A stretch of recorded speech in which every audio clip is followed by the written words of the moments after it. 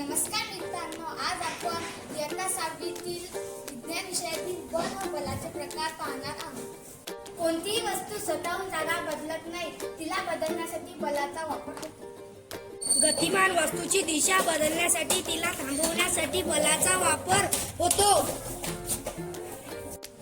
वस्तूचा आकार बदलण्यासाठी बलाची आवश्यकता असते.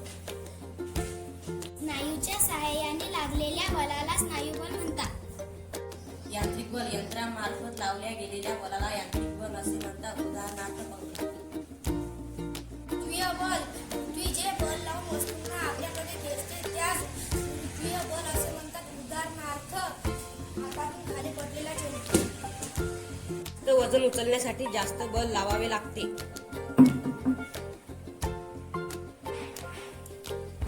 चुंबकीय बल, चुंबकामुळे लावलेले बलाला चुंबकीय बल म्हणतात.